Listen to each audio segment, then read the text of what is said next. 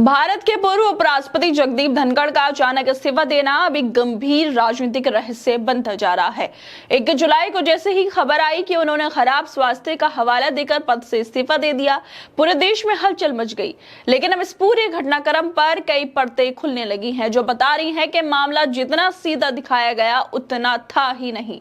सबसे पहली बात जो चौंकाने वाली थी वो थी प्रधानमंत्री नरेंद्र मोदी और बीजेपी के नेताओं की चुप्पी।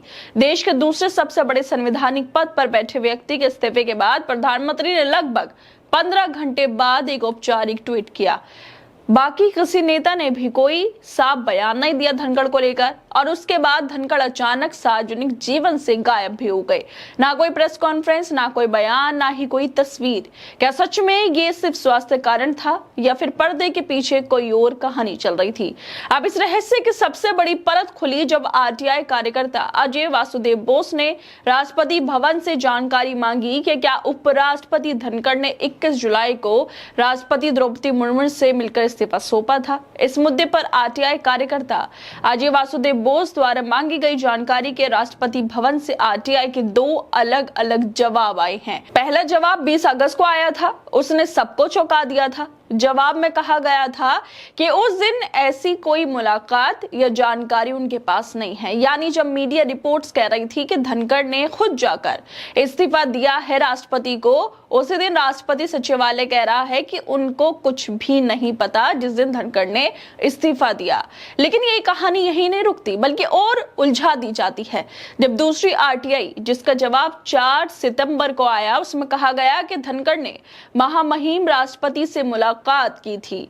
अब सवाल है कि एक ही सवाल पर 2 अलग अलग जवाब क्यों? क्या राष्ट्रपति भवन जैसी सर्वोच्च संस्था भी अब सच्चाई को छिपाने में लगी है? दरअसल पूर्व उपराष्ट्रपति जगदीप धनखड़ ने अचानक अपने पद से इस्तीफा दे दिया। इसका कारण खराब स्वास्थ्य बताया गया, लेकिन सच्चाई की परतें खुलती जा रही हैं और ये मामला अब गहरे संदेह के घेरे में आ गया। सबसे पहले तो सवाल उस चौंकाने वाली चुप्पी पर उठे जब प्रधानमंत्री मोदी ने इस्तीफे के घंटों बाद एक छोटा सा ट्वीट किया, और बीजेपी के बाकी नेताओं ने तो कोई भी ट्वीट नहीं किया, वो तो चुप्पी साध कर बैठे रही। इसके बाद जो हुआ वो और भी रहस्य में था। धनखड़ जैसे देश के दूसरे सबसे बड़े संवैधानिक पद पर रहने वाले व्यक्ति अचानक जो ये जीवन था, सार्वजनिक जीवन था, उससे गायब हो गए। कोई बयान सामने नहीं आया, कोई मीडिया में बाइट्स नहीं दी, कोई तस्वीर भी सामने नहीं आई। लेकिन सबसे ज्यादा हैरान करने वाली तब बात आई जब इस इस्तीफे को लेकर एक आरटीआई आवेदन राष्ट्रपति भवन में डाला गया, और जवाब में खुद राष्ट्रपति सचिवालय ने 2 अलग अलग जानकारी दी। 20 अगस्त को आरटीआई के जरिए पूछे गए सवालों के जवाब में राष्ट्रपति भवन ने साफ कहा कि 21 जुलाई 2025 को धनखड़ के राष्ट्रपति से मिलने की कोई उनके पास जानकारी नहीं। यानी कि वो दिन जिस दिन जगदीप धनखड़ ने इस्तीफा दे दिया था अपने उपराष्ट्रपति पद से, उस दिन राष्ट्रपति सचिवालय को इस बारे में कुछ भी नहीं पता। लेकिन हालांकि इसी जवाब में यह भी बताया गया कि गृह मंत्रालय ने 22 जुलाई को एक गजट अधिसूचना जारी की, जिसमें इस्तीफे की सूचना सार्वजनिक तौर से घोषित की गई। और अब 4 अगस्त को राष्ट्रपति भवन ने आरटीआई के जरिए पूछे गए सवालों के जवाब में कहा है कि महामहिम राष्ट्रपति श्रीमती मुर्मू जी से तत्कालीन उपराष्ट्रपति जगदीप धनखड़ की मुलाकात हुई थी।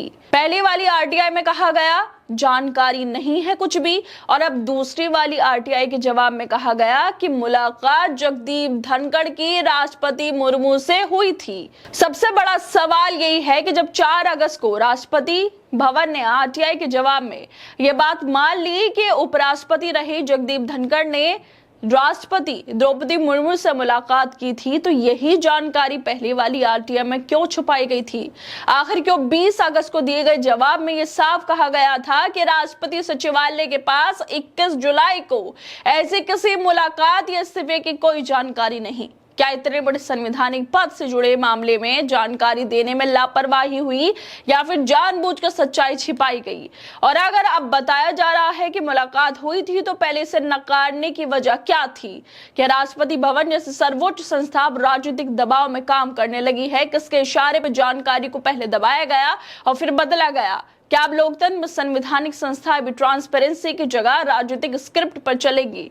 ये घटना सिर्फ एक आरटीआई का विरोधाभासी जवाब नहीं है, बल्कि इस बात का संकेत है कि देश की सबसे बड़ी संवैधानिक संस्थाएं भी सवालों के घेरे में आ चुकी हैं।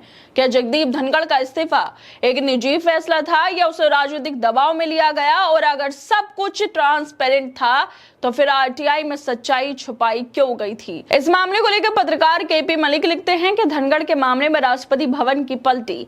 भारत के पूर्व उपराष्ट्रपति जगदीप धनखड़ का इस्तीफा रहस्य बनता जा रहा है। इस मुद्दे पर आरटीआई कार्यकर्ता अजय वासुदेव बोस ने मांगी गई उनके द्वारा जानकारी राष्ट्रपति भवन से अलग अलग उनके जवाब आए हैं। मतलब कि जो पहले जो जवाब आया यानी कि 20 अगस्त को, उसमें कहा गया कि उपराष्ट्रपति ने जब अपना इस्तीफा दिया तो उसकी जानकारी राष्ट्रपति भवन के पास नहीं है।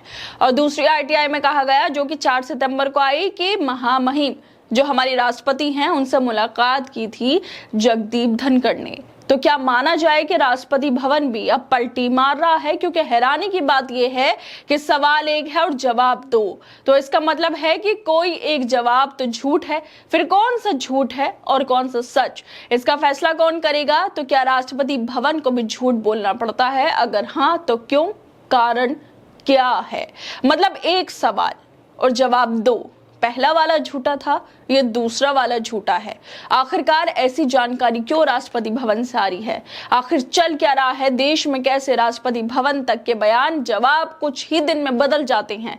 धनखड़ के इस्तीफे को आखिर क्यों बार बार इस तरह से एक रहस्य बनाया जा रहा है? क्या उन्होंने वाकई अपनी मर्जी से इस्तीफा दिया था या उनसे दिलवाया गया था? अगर ये जानकारी मांगी जा रही है राष्ट्रपति भवन से तो क्यों अलग अलग जवाब आ रहे हैं? शायद अब हो सकता है जब तीसरी आरटीआई डाली जाए तो उसमें कुछ और ही जवाब निकल कर सामने आ जाए।